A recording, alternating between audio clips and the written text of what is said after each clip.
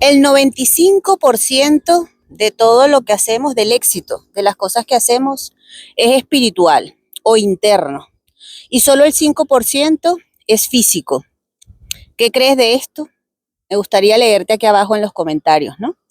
Yo pienso que sí es cierto que tienes que creer en ti, tienes que alimentar tu mindset, tienes que creer en esa fuerza superior que está siempre en complot, en que todo te salga bien.